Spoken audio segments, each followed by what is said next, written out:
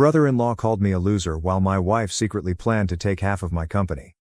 But they don't know I already have the perfect revenge plan. She kissed my cheek and called me a good husband, just 3 days after secretly planning to take half my business. And guess what? I still poured wine at dinner like nothing was wrong. As I went into the garage to grab additional chairs for my wife's family dinner, I overheard her brother remark, "I still can't believe you married this loser. Dad's right, you need to divorce him before you have kids and get stuck forever." She responded, "Already working on it. My lawyer says we can take half his business too." With a flawless grin, I brought the chairs back and carried on hosting. After 3 days, I received 47 frantic messages pleading with me on WhatsApp. The week before her family dinner, there was something strange about Alexandra. Not in the typical sense, such as when she's upset about work or unhappy that I left my boots in the hallway once more. This was not like the others. She began taking calls in a different room, changed tabs anytime I walked behind her laptop, and continued checking her phone when she thought I wasn't watching. You have a sense of these things after 7 years together, such as the ability to recognize a wall isn't plumb by its appearance. See, I never imagined that I would be penning one of these posts. I'm not the kind to post private details online, but it is 3 a.m., and I am sitting here, drinking a glass of whiskey, still shocked that my life had fallen apart in 3 days. You strangers on the internet are getting front row seats to the performance, and I have to get this out somewhere. Background: I'm James, and I'm 34 years old. I left community college and started my own construction company from the ground up. Began with a dilapidated truck and me alone. I currently have 5 teams working on projects all around the county. It's not much, but it covers the expenses and more. My wife of 7 years, Alexandra, is 32 years old. I helped her pay for law school. While I was starting my business, I paid my rent, tuition, and other expenses. The blue-collar man her daughter brought home was never particularly well liked by her upper-middle-class family. Elijah, her father, works as a financial advisor of some sort. Pamela, her mother, works in real estate. Thomas, her brother, believes he is God's gift to capitalism because of his business degree. The thing is this. I was always aware that they believed she could perform better. Side remarks concerning my little business, such as when I would return to school, continued unabated. However, I believed Alexandra always stood up for me. In order to show off our house to her relatives, Alexandra insisted on having the yearly spring supper last Saturday. I helped with the cooking, pressure washed the deck, and prepared the yard in the morning. For her family, everything had to be ideal. I had been up since 6, preparing the smoker for the brisket that I had spent the whole week dry aging. Alexandra was more irritable than normal and would lash out at me over little matters. However, I attributed it to the typical tension of family dinners. Her parents, brother Thomas and his wife, and younger sister Magnolia, who is still in graduate school, all showed up at 4 o'clock. While Alexandra's father asked sharp questions about how business was doing, in a tone that suggested he was waiting for me to declare failure, Alexandra's mother immediately began criticizing the arrangement of the furnishings in the living room. We were ready to eat at 6 o'clock. We needed 2 more chairs from the garage, so I arranged the dining table with our nice plates, the ones we got as wedding presents and hardly use. I heard voices coming from around the corner of the house as I was leaving through the side entrance. Alexandra and Thomas had a smoke while standing among the azaleas. Which, given that she allegedly quit 3 years ago, was strange. I heard my name just as I was ready to shout. I went cold. She married this, Thomas said, and their father was right. She needed to obtain a divorce from me before having children and becoming stuck for good.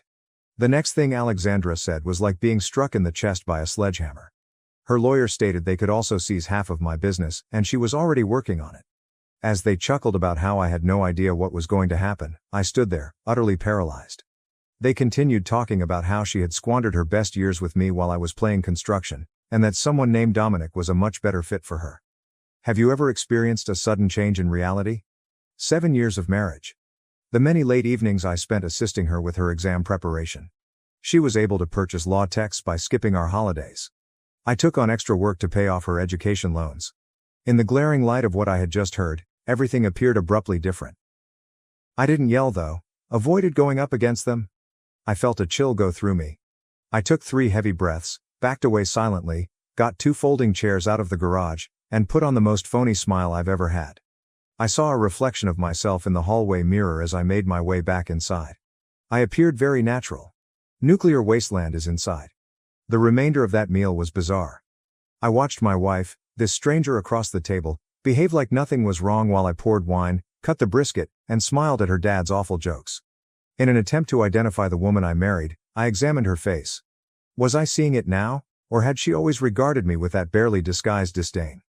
I almost broke down when her mother asked for my secret recipe after praising the cuisine.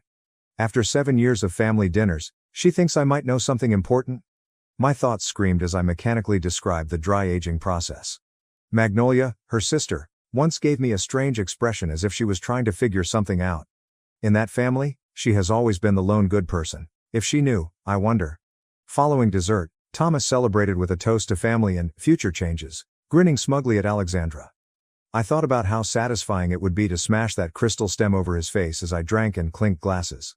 Around 11 o'clock, they eventually left, and Alexandra began tidying everything while humming to herself. Humming. As if she hadn't just ruined our whole existence.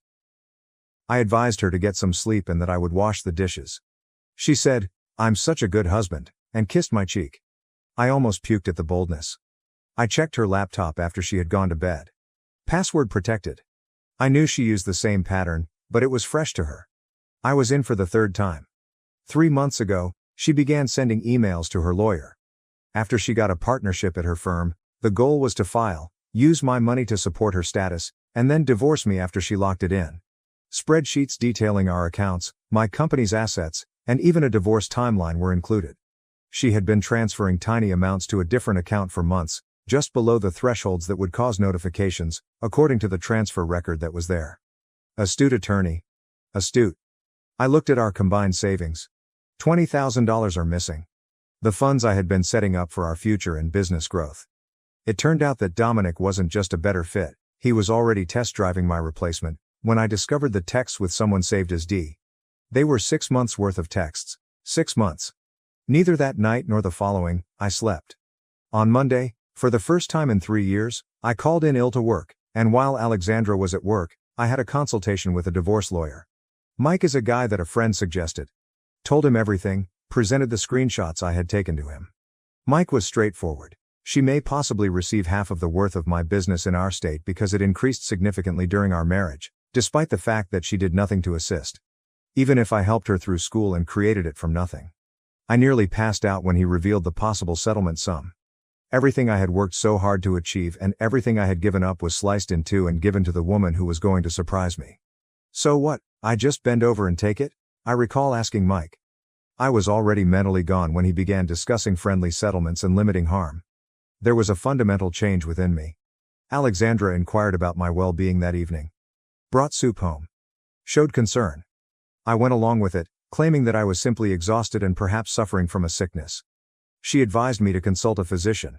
It was an Oscar-worthy performance. I told her I loved her, nodded, and thanked her for caring. She responded without hesitation, uttering those 3 meaningless words as she prepared to carry out my financial plan. As we sat on the couch, I watched her browse Instagram, pausing to like a picture of her and me from Christmas last year that her sister had shared. Couple goals, was the caption, and I almost burst out laughing. Living with a stranger who was dressed as my wife was like that. Every action and every phrase seemed premeditated. Has she been this way all along? Had she changed, or had I been blind for 7 years? Does it really make a difference? The truth is, I have never thought of myself as a vengeful man. I normally just break off contact and move on when contractors try to take advantage of me. I assist clients who fail to make their payments on time. However, this was unique. It wasn't business. My life was like this. Something hardened inside me as I lay awake that second night, seeing her sleep soundly next to me, most likely dreaming about spending my money with Dominic. I've never felt such clarity. You know, I was always undervalued by Alexandra and her family. They thought I was simple because of my calloused hands and lack of education. They never realized that it takes patience, strategy, and knowledge to create anything from nothing. The following morning, I began calling my bank, then my business partner, and finally a few important clients. I had a scheme in the works by lunchtime. I knew exactly what I was going to do by dinner time. Does Alexandra want war? All right. However, she is attending a chainsaw battle with a butter knife. Money is no longer the issue here. Showing her and her whole family who they chose to fikikias with is the goal. They are going to receive a masterclass in consequences from the loser they have denigrated for 7 years. 3 days after that supper, I'm now finishing up my demolition blueprint. Additionally, like with any successful construction job, Planning is necessary before beginning any building. Everything is different tomorrow. Alexandra believes she has everything figured out. But she doesn't know what's going to happen. Her family doesn't either. Or Dominic. Who the devil is he? For 7 years, I encouraged her to pursue her aspirations. I can now see hers go apart in real time. Update. First of all, I want to thank everyone who supported my previous post. I never anticipated such a reaction. For those who want to know if I've relaxed or if my thoughts are clearer now, the answer is no. I'm still angry. Still going forward, now, just more strategically. You see, building something by hand teaches you that hurrying only leads to issues that you will have to deal with later. It's the same with revenge. It requires a suitable base. Like any other day, Alexandra departed for work the morning after I blogged. Gave me a farewell kiss, reminded me to contact the plumber regarding the guest bathroom's leaking faucet. Requested that I come get her dry cleaning. Like witnessing someone sleepwalk across a minefield they planted themselves, the complete normalcy of it was unreal. I started working as soon as her car left the driveway. Securing my real business was the first thing I had to do. For an urgent meeting at the coffee shop across the street from my workplace, I called my accountant. I couldn't do this on the phone or at work, where coworkers could overhear. The problem is that you have to make concessions when you're starting a business and helping someone with their education. Had even assisted us with some of our initial tax returns when we lacked the funds for a qualified accountant. The meeting at the coffee shop opened my eyes. It appeared as though my accountant, Frank, had not slept for days. As it happens, Alexandra had already gotten in touch with him and asked him naive questions concerning ownership documents and business appraisal techniques. She said she was helping me get ready for a meeting with a possible investor. Unaware of what was going on, Frank had provided her with some cursory information but felt uneasy enough to flag it. His face lost color when I explained what was actually happening. Then he took out his tablet and said, "James, I need to show you something." He produced a stack of papers that detailed my business dealings over the last 3 years. These highlighted ones, they don't quite add up. It turns out that Alexandra had been involved in more than just divorce preparations. To give the impression that I was mismanaging company funds, she had been fabricating a paper trail. Minor date inconsistencies, oddly timed sums transferred between accounts, and inconsistently numbered invoices. It was enough to make things appear sloppy in divorce court, but nothing illegal. She was too intelligent for that. Sufficient to warrant hiring a forensic accountant, who would charge me thousands of dollars and discover nothing amiss, but would cause the process to drag on for months. It took Frank and I 3 hours to carefully document everything. Establishing transparent records that demonstrate the legitimacy of every transaction. We paid off equipment loans early, expedited supplier payments, and recorded Alexandra's total disengagement from the company's operations. Alexandra's sister Magnolia texted me while we were working. This was not like the norm. Although we rarely text directly, we have always been amicable. She wanted to know whether we could have coffee soon. Claimed that she had an important topic to discuss. Inquiring as to why, I consented on Saturday morning. The bank is the next destination. During that dinner, Alexandra's brother made a remark about their parents assisting her when the time comes. I had been thinking about it ever since. Additionally, in construction, intuition frequently saves the day. I talked to our financial advisor at the bank. Verified my suspicions. 2 weeks prior, Alexandra had applied for a home equity line of credit secured by our house. Because I used my pre-marriage savings to make the down payment, the house is mostly in my name. I personally renovated the house, increasing its value by almost $100,000. The document was going through the system, but I was still labeled as a needed signatory. She would have had access to roughly $200,000 in cash in another week, which I would have to repay in part. The advisor was uneasy when I clarified that I had not given my approval. I was able to withdraw the application after presenting my ID and marriage license. Then I transferred precisely the amount I had contributed, half of our shared savings, to my own account. Is that petty? Perhaps. However, it's far less than what she had intended to take. I'm not proud of what I did when I came home. But times of desperation, etc. I put little recording devices in our bedroom and living room. It is entirely lawful in our state because it is also my home, but it is unethical. Additionally, I positioned a camera in our home office at an angle that faces her desk. Then, as if nothing were amiss, I took the dog for a stroll around the neighborhood. While casually contemplating the total breakdown of my marriage, I waved to the neighbors, threw a ball for the Jenkins child, and used a small plastic bag to pick up some dog poop. Typical Tuesday fare. Alexandra appeared preoccupied throughout dinner that evening, looking at her phone non-stop. She offered me evasive replies when I asked about her day. Then I saw her name, Dominic, on her phone as it chimed once again. I reached for more pasta and inquired in a casual tone, "Who's Dominic?" The fork hesitated for a few while before reaching her mouth. She placed her phone face down on the table and said, "Oh, new client at the firm. Time-sensitive case." I could tell everything from that little hesitation. I continued to play Mr. Relaxed Husband and remarked, "It must be important if he's texting you during dinner." She smiled tightly at me. "You know how it is. Some people don't respect boundaries." I nearly choked on my garlic bread because of the irony. She mentioned she had some work to do after dinner and vanished into the home office. I made enough noise while cleaning the kitchen to give her the impression that I was occupied. Then slipped quietly to the corridor via the office door, which she had left slightly open. Her voice was low and personal, and I could hear it. Not the voice of her client. Not her family talking voice, her voice from the bedroom. "Can't just call whenever you want. No, he doesn't suspect anything, just be patient. Yes, I miss you too." I still felt something for her, but every word was a nail in the coffin. I was on the verge of losing the anger I had been suppressing. I would have destroyed everything if I had rushed through that door, confronted her, and put an end to this charade immediately. So I turned to leave. "Let's go back to the kitchen." Switched the faucet on. While preparing my next move, I pretended to wash more dishes. The issue about constructing is that timing is crucial. Concrete will not set properly if it is poured too soon after rain. Rushing the frame comprises the entire structure. It took months for this retaliation to fully heal. I unintentionally left my printed divorce papers out on my bedside table on Wednesday morning. Only the typical forms from the county website were completed. They were a little displaced when I returned from my shower. She had examined them. However, she remained silent. I didn't either. I started preparing quietly at work. Contacted clients who owed me favors. For information, not money. As it happens, Dominic wasn't just a stranger. Thomas, Alexandra's brother, was good friends with him. Together, they attended college. He was the type of man her parents had always desired for her, and he came from a similar socioeconomic background.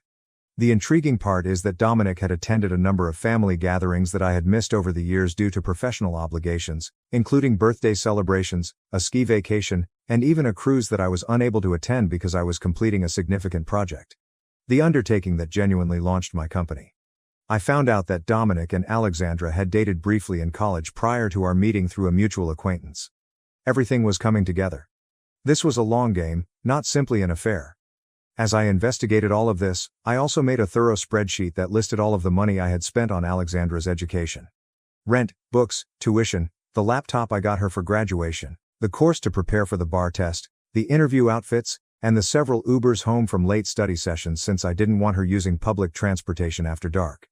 The sum came to $43,600, excluding the interest I could have received if I had used that money to fund my company instead. For the first time in months, Alexandra started having sex that evening. The timing almost made me giggle. Did she also have this in mind? Keep me happy and distracted while she planned the execution of my financial plan? As she played out passion, I followed along, acting as I should have, and feeling nothing but disinterest. After that, I sat in the dark and stared at the ceiling fan while she slept, counting rotations rather than sheep. How long had our marriage been a lie? Was the one question that kept coming to me. Did she always see it as a transaction? Did I only serve as a stepping stone? I met Magnolia for coffee on Thursday morning. I got there early and waited while browsing Reddit on my phone. You strangers on the internet continued to offer assistance. I would never consider some of the harsher tactics that were offered. Others told stories that were so similar to mine that they seemed mild in contrast. In some way, the solidarity was helpful. Magnolia showed up looking anxious. Being more sincere and less preoccupied with looks, she has always been the odd one out in that family. As she picked at a muffin and engaged in small chat, she ordered a complex coffee drink. At last, she inhaled deeply. Her next statement reaffirmed everything. For months, she had been aware of Alexandra and Dominic. During the family weekend I missed due to a water damage incident at a job site, I managed to catch them all together at their parents' lake cottage. Alexandra, whom she had challenged, insisted it was an isolated incident, but it wasn't. Recently, during a family meal that I had also missed, Alexandra had confided in Magnolia while intoxicated. I explained the entire strategy to her. Stay with me until we became partners, then exchange half of my assets for Dominic, which would be her golden parachute. Magnolia told me this because she was at her breaking point. Claimed to have liked me always. Believed that I was beneficial to her sister. I couldn't comprehend why I was never given a fair chance by her family. Not wanting to give away that I already knew the majority of this, I thanked her for being honest. Asked her not to talk to anyone else. She seemed relieved to get rid of the weight, and she agreed. She gave me a hug and apologized in a whisper as she walked away. For the first time in days, I felt a true human connection. I started the second phase on Thursday night. Made up a fictitious business emergency. Said I needed everyone on deck for a crisis meeting the following evening when I called Alexandra. A significant client is threatening to withdraw. Possible financial catastrophe. Needed her help, and the counsel of her family. She paused. Claimed to have plans. I exerted more effort. Permit my voice to falter a bit. Claimed that I was afraid of losing everything we had created. Took advantage of her guilt. She gave in. Decided to have a last-minute family supper on Friday. Said she would give Thomas and her parents a call. Excellent. I made the last adjustments to my preparations on Friday morning. Prepare the dining area by placing printouts in a folder next to my chair. Loaded every piece of evidence, including financial records, videos, and screenshots, onto a tablet. She picked up her favorite dessert from her favorite patisserie across town. I made sure everything was in order at work. I had an open discussion with my business partner, who was very supportive despite being understandably astonished. Our friendship dates back to high school. He was aware of the several ways in which Alexandra's education had cost me. Alexandra was already at home when I arrived, rearranging our nice plates on the table. I didn't miss the symmetry. Another meal with the family. Same face. A whole different play is going to start. She appeared uneasy and was always looking at her phone. She gave me a preoccupied nod when I inquired whether everyone was confirmed for dinner. Said that wine was being brought by her folks. There would also be Thomas and his spouse. I also proposed inviting Magnolia. As I watched, Alexandra texted her sister, looking astonished but agreeing. Everyone in the gang would be present. Excellent. Alexandra called me to ask what the client issue was particularly so she could prepare her ideas as I went upstairs to take a shower and change. I promised to fill her in on everything over supper. Wanted to experience it once, under the shower water, with everyone in attendance. For maximum impact, I practiced my speech, the order in which I would reveal the information, and how I would present the proof. Planning a presentation for the most significant client meeting ever felt unreal. Alexandra had always told me that wearing dark trousers, a blue button-down shirt, and leather shoes rather than work boots would make me look the most professional, so I did just that. The outfit for my last act as her devoted husband. I could hear her talking quietly on the phone below. I could review that chat later if necessary because of the recording in the living room. However, I already knew to whom she was speaking. Her words were already familiar to me. Give her one last chance to believe she is in charge. Allow her to tell Dominic that everything is proceeding as planned. Let her think she's the wisest person in the room for these last few hours. The doorbell rang. Alexandra abruptly hung up the phone. Her parents were the first to arrive, and as promised, her father brought a pricey bottle of wine. He asked about this business emergency, with hardly disguised glee in his voice as he shook my hand with that same patronizing hold. Next to arrive were Thomas and his spouse, then Magnolia, who was unable to look me in the eye. The whole gang was present, every player in the game. Alexandra touched my arm and inquired about my well-being as we made our way to the dining room. For a moment, I nearly questioned everything because the worry in her voice sounded so real. I nearly questioned whether I had made up a complex conspiracy theory based on miscommunications and coincidences. Her phone buzzed in her pocket after that. Before she swiftly hushed it, I saw Dominic's name appear on the screen, and any remaining doubt vanished. With the evidence folder next to my plate, I sat down at the head of the table. Her father sat on my left, and Alexandra to my right. Like the dinner where I learned of her deception, the symmetry was flawless. I was the one with secrets now, though. I noticed Magnolia observing me with an odd look that was a mix of fear and interest as Alexandra's mother inquired about the wine option. Something was approaching, but she wasn't sure what it was. Everyone grew silent as I stood up, holding a glass of wine, anticipating that I would explain the business emergency. I saved Alexandra for last and grinned at each of them in turn. I'd like to make a toast before we discuss why I called this meeting, I remarked, lifting my glass. To relatives? To allegiance. And at last being able to see things clearly. Their expressions of bewilderment were only the start. Neither Alexandra nor they knew what was going to happen next. Last update. For the past hour, I've been glued to my phone, watching the message counter rise. In less than 3 days, Alexandra sent 47 texts. More desperate than the others. You see, I told you what happened at that dinner, and it was very crazy.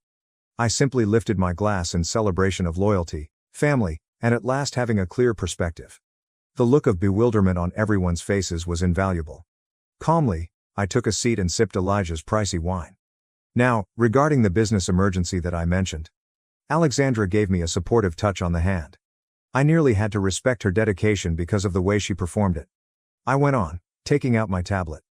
I found some major issues that put everything I've built at risk. Issues that are arising directly in front of me. Elijah leaned forward, his smugness scarcely restrained. Money problems? Issues with cash flow? Your business approach always looked risky to me. The issue isn't with my business, I responded, plugging my tablet into our TV. It has to do with my spouse. There was silence in the room. On my hand, Alexandra's froze. She said, James, what are you doing? The problem is this. When tearing down a building, you don't begin with the roof. You start by undermining the basis. The sound of Alexandra and Thomas's voices from the last dinner filled the room as I played the recording. Thomas claimed that before she had children and became permanently stuck, she needed to get a divorce from me. In response, Alexandra stated she was already working on it and that her lawyer suggested they could also seize half of my company. I observed every face at the table. Thomas turned pallid. The mother of Alexandra covered her mouth. Elijah tightened his jaw. Magnolia closed her eyes as if she were witnessing an impending car accident. And as her meticulously planned strategy fell apart, Alexandra simply sat there, immobilized. I then displayed screen grabs of her conversations with Dominic. Edited with care, but damning nonetheless. 6 months, I muttered. You've been seeing him for 6 months, and I've been working 60-hour weeks. I looked at her parents. Were you aware that she was unfaithful, or simply that she intended to get a divorce from me? I wasn't finished when Elijah attempted to interrupt. To access my spreadsheet, I swiped. All of the money I had spent on Alexandra's education, $143,600.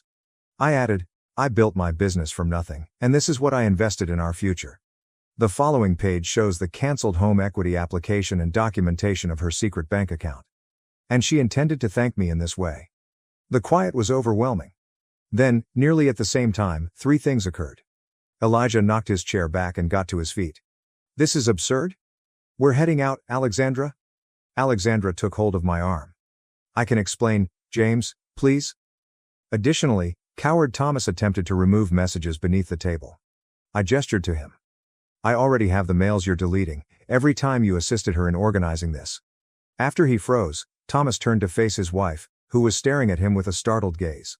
Alexandra changed her strategy. With tears in her eyes, she remarked, it wasn't like that. I couldn't understand. Not happy? For years, we had been drifting apart. Decomposing, I repeated.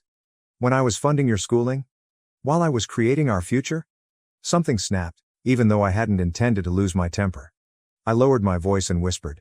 7 years. I had faith in us for 7 years. And I was only a stepping stone the entire time. Her dad took over. Any issues you two are having are private. But you're wrong if you believe that this ambush will scare my daughter. You cannot fathom the resources we possess. I chuckled. Resources? Do you mean the $20,000 she took from our joint account? Or the HELOC she attempted to obtain against my residence? I saw Alexandra texting beneath the table while Elijah was ranting about everything they had done for us. That's when I revealed the last secret. Did Alexandra mention that Dominic is also married? I remarked nonchalantly. The room became silent. Elijah paused in the middle of his sentence. Yeah, found that out yesterday. His wife's name is Rachel, very understanding when I showed her the text between her husband and my wife. Alexandra's face became pale. You, what? Yesterday, we had coffee. It seemed only right that she should be aware. Elijah lost it at that point. I took hold of the edge of my hand-built dining table and turned it over. Everything flew, dishes, wine, and food. Alexandra let out a scream. Her mom let out a gasp. Thomas leaped back. Sitting there, strangely at ease, I watched as 7 years of pretense fell apart all around us. Only Magnolia moved to assist with cleanup. She offered me a slight nod of respect, realizing that I couldn't tell, as our gazes locked across the chaos. With trembling fingers, Elijah gestured toward me. You think you've won? You're nothing. You build things with your hands because you weren't smart enough for college. My daughter made a mistake slumming with you. But we'll fix it. Slowly, I got to my feet. I may work with my hands, Elijah, but at least I built something real. What have you built, besides a family of liars? He sprang at me. Genuinely attempted to punch someone. He hurled threats about lawyers, but Thomas only managed to stop him. James, please, let's talk privately. Alexandra insisted. I didn't want it this way. How did you intend to end our marriage? To steal half of what I created while someone else I gave a headshake. There is nothing to discuss. I opened the front door. I think it's time for you all to go. Thomas pulled his dad outside. The last to depart, Magnolia stopped at the door. I apologize, she muttered. You always deserved better, in my opinion. Then our ruined dining room was empty but for Alexandra and me. Where are you heading? Her voice was small as she requested. I said, I have a hotel room already. When you're at work tomorrow, I'll return to get my belongings. You orchestrated everything, she muttered. I grabbed my already packed overnight bag and responded, I learned from the best. You'll regret this, she called after me as I left. When it came to the lawyers, my father wasn't playing a game. I didn't answer. Rebuilding on certain foundations is impossible due to their deterioration. I slept better that night at the hotel than I have in months. Alexandra was at work the following day, so I returned. I left my key on the counter and packed the essentials: clothes, tools, pictures of my family, and my dog's belongings. I had previously rented a modest flat close to my workshop. Just making room, not hiding. I informed my staff over the phone that I would be working remotely to handle personal things. I avoided social media for 2 days, ignored emails, and concentrated on organizing my new space. The dog rapidly adapted. Animals are able to detect problems in a home. I eventually turned my phone back on the third morning. It buzzed right away. 47 WhatsApp messages from Alexandra, ranging from begging to angry. The first 2 were all caps Rudge. You've ruined everything, and how dare you embarrass me like that? Then they moved. Call me, James, please. I know I made a mistake, but we can work through this, and we need to talk. She was negotiating by message 30. I'll attend therapy. I'll cut my family off. Please just speak with me. Message 45 was straightforward. I apologize. At 3:14 a.m., the last 2 arrived. I told Dominic everything, even the preparations for the divorce and the money. We should remain together, he says. Then, he simply called to end the relationship. Claimed to be attempting to keep his marriage to Rachel intact. Now I have no one. I felt nothing but fatigue as I read through them without replying. Not contentment, not confirmation. Simply a sense of emptiness, similar to doing a challenging task and knowing the client will never value it. I was scrolling when another message appeared. I'm sure you've read these, James. Tell me what you want, please. Cash? The home? Whatever you want, I'll sign.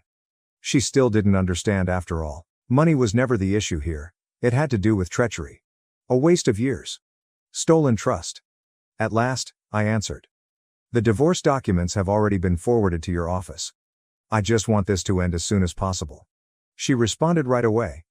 Can we get together? Just to talk, please. My phone rang before I could reply. My lawyer, Mike. After I showed her the proof, Dominic's wife, Rachel, contacted him.